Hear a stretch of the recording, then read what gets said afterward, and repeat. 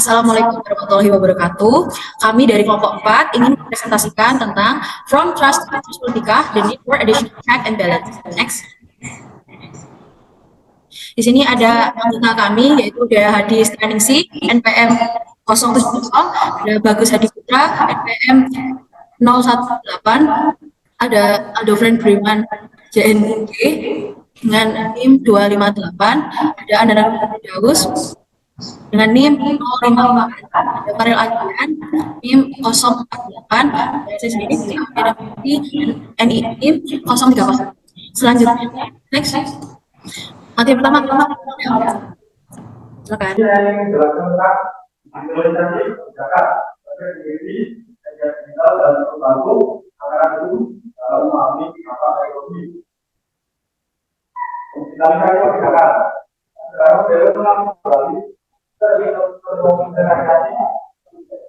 dalam menerapkan kebijakan, lalu itu kepada proses administrasi dan regulasi dilaksanakan membutuhkan pemahaman yang dalam terhadap dampak ekonomi terhadap kebijakan. Dua, akreditasi. Kita berkaitan dengan tinggal biaya pelayanan dan kesejahteraan pada undang-undang juga dapat dijalankan oleh beberapa peraturan yang kedua, tiga, kegiatan digital yang berlaku transformasi dari kegiatan digital atau pengaruh sifat digital tadi hukum yang baru memiliki proyek untuk membuat dan dapat diterapkan dan mempengaruhi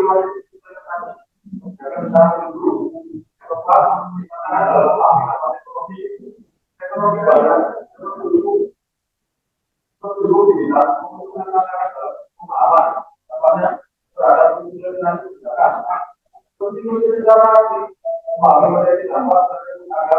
dapat mengenakan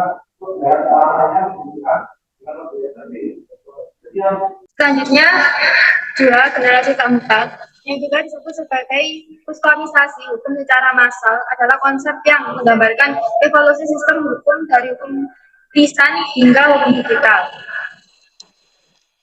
Yang pertama, hukum generasi pertama atau lisan.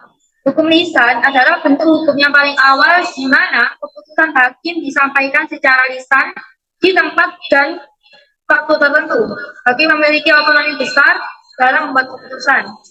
Yang kedua, hukum generasi kedua atau tertulis. Dengan diperkenalkannya tulisan, hukum tertulis mulai berkembang.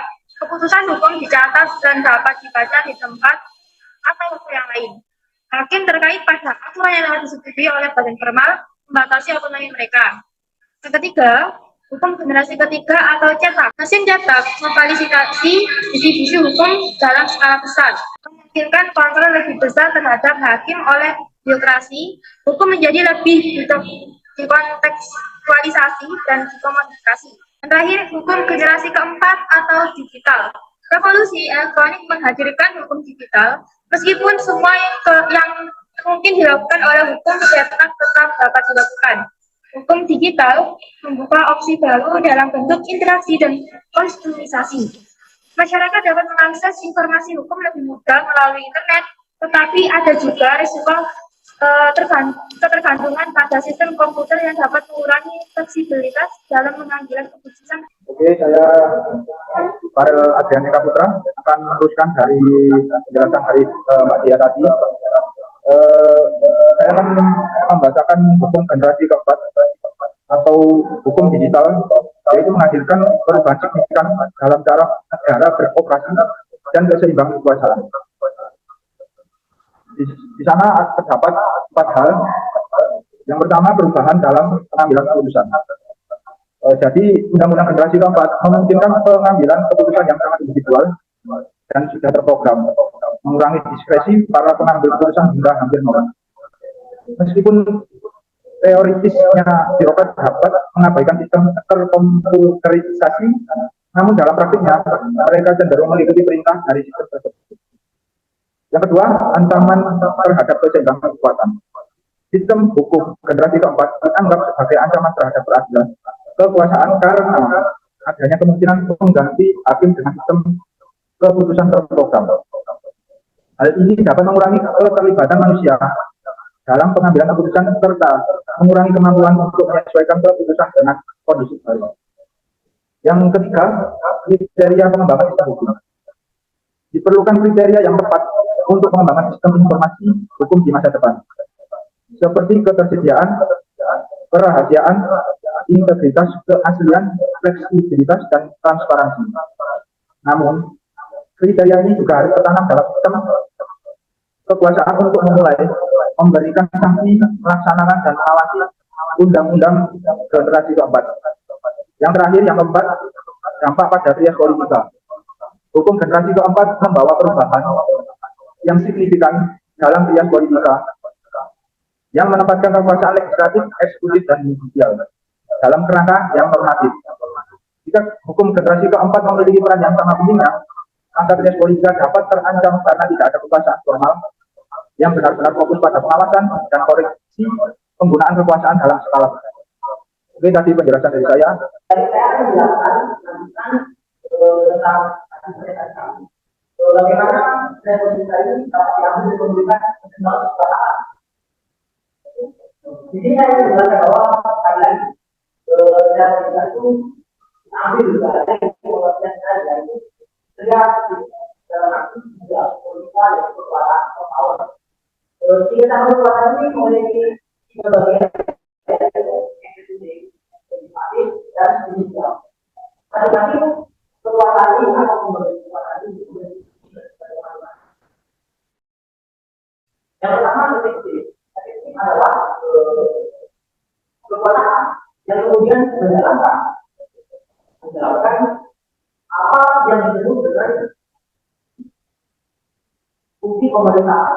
Eksekutif ini adalah lembaga dari mana biasanya presiden menjalankan tugasnya, menjalankan undang-undang, dan sebagai kekuasaan eksekutif biasanya eksekutif ini termasuk kekuasaan yang memiliki power yang tinggi, sehingga dalam tugas dan fungsinya kekuasaan legislatif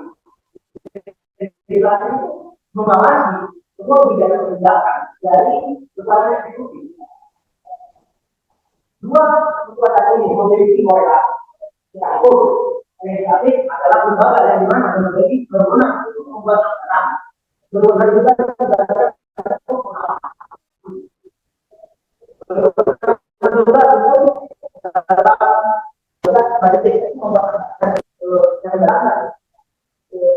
undang-undang atau kebijakan yang dibuat oleh dijalankan oleh kekuasaan eksekutif. Dan apa kewenangan dari atau tugas dari judisial? Fungsi judisial itu adalah lembaga yang dimana kekuasaan hakim, kekuasaan hakim ini bertujuan untuk adalah mengadili apa? Mengadili pelanggaran ataupun mengadili mata sebuah sengketa. Saya ingin memberitahu bahwa di ujung tombak itu adalah kekuasaan di bahwa segala pelanggaran baik yang dilakukan kepada masyarakat di ujungnya akan diadili oleh kekuasaan judisial. Kenapa harus ada judisial? Karena lembaga judisial berwenang untuk mengadili yang semata-mata untuk membatasi segala kewenangan atau yang berwujud pada kekuasaan. Akan satu jelas dalam politik yaitu dalam di mana mengawasi dan menjadi seimbang. Oke, selanjutnya ada ilustrasi kebijakan TIK dan imigrasi. Yang pertama itu ada penggunaan teknologi dalam kebijakan imigrasi. Sebelumnya kebijakan imigrasi ini bergantung pada prosedur tertulis dan formal.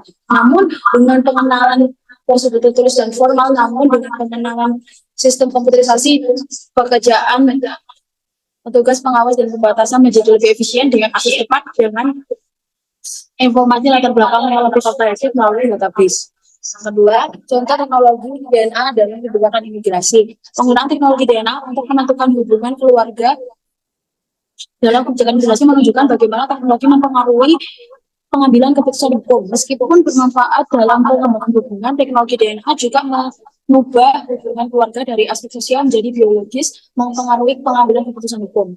Selanjutnya ada hukum generasi keempat dalam kebijakan imigrasi.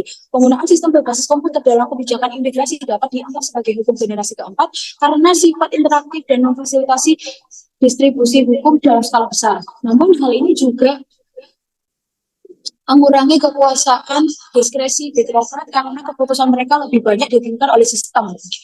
Selanjutnya ada tantangan dalam pengawasan dan koreksi. Dalam konteks kebijakan imigrasi, kekuatan dalam kekuasaan pemantauan terlihat jelas.